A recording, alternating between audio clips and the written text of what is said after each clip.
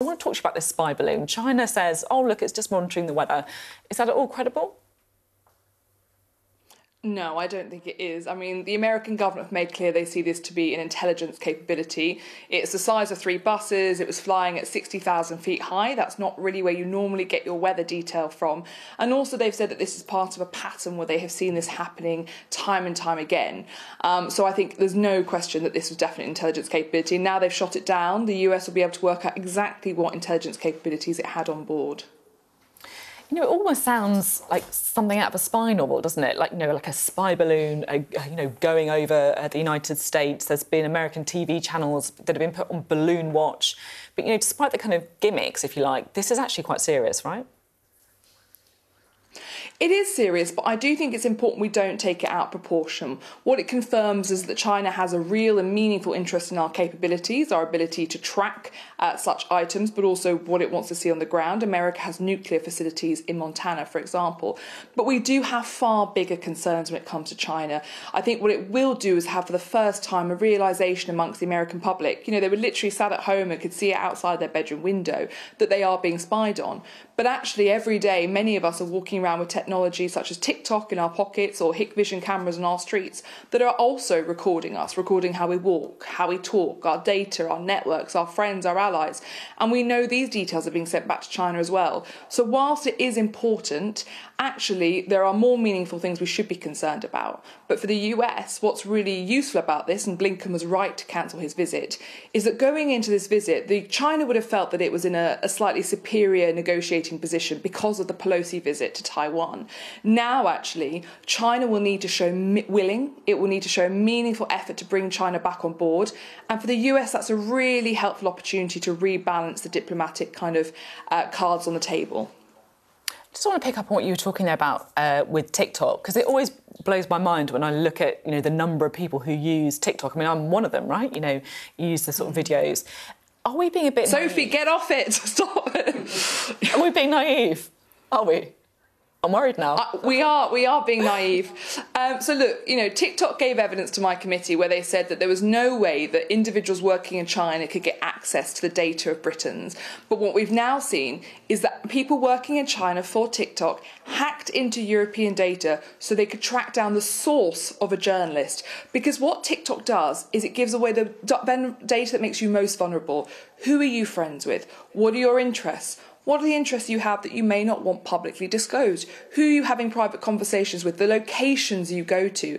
There's a reason why China has this app. There's a reason why they're buying up gay dating apps. Our data is a key vulnerability, and China is building a tech totalitarian state on the back of our data. So we have to get far more serious about protecting ourselves. And yes, whilst balloons are an important diplomatic spike and opportunity to have this conversation, our bigger concerns are this data penetration, pathway dependency that China's creating on Chinese companies, the way in which they're intimidating those who've sought refuge in the UK and around the world. These are the bigger concerns that we should be focused on. So that's your genuine advice then? Delete TikTok from your phone? Without question, I don't have it on my phone. And actually, it's fascinating how often you speak to people and they go, I'm going home tonight to have a serious conversation with my children.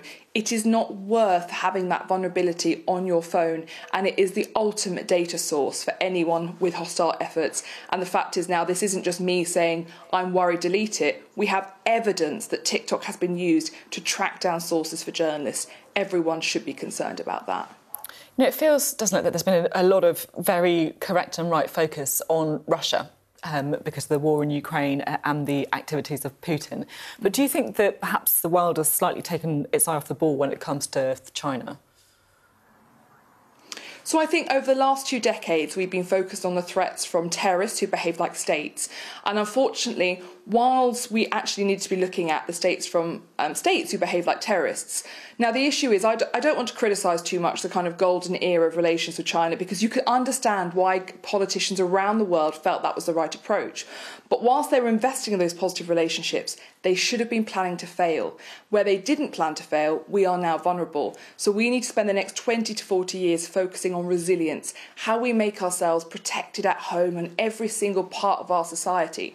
Now, that doesn't lessen the threat from China, and I am really worried about what's going to happen in a few weeks before tanks arrive.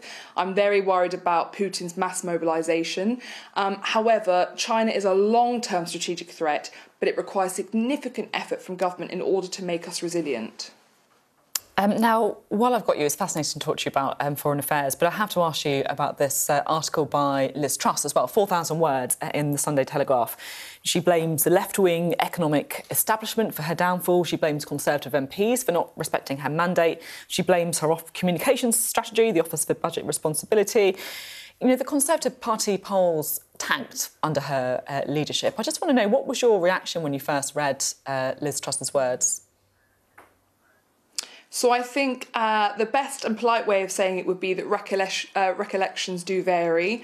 However, fundamentally, the markets are not left, they are not woke. Unfunded promises are not tenable. And actually, ultimately, what ended Liz Truss's premiership was inability to manage the party. Number 10 telling the minister at the dispatch box one thing while telling the whips another on a rather crucial vote. It was that mismanagement of the party. That is why MPs no longer had trust in Liz Truss anymore, and that is why her premiership ended. It feels like there's a couple of backseat drivers in the Conservative Party at the minute. Liz Truss planning her comeback with more interventions in the coming week. We had Boris Johnson, of course, giving an interview earlier this week as well. Is it helpful to the current man in the job? Look, I think all former prime ministers as backbenchers have every right to call for things, to try and shape policy.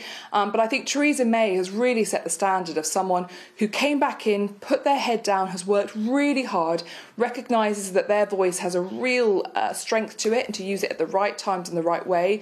And I think they should model themselves on her.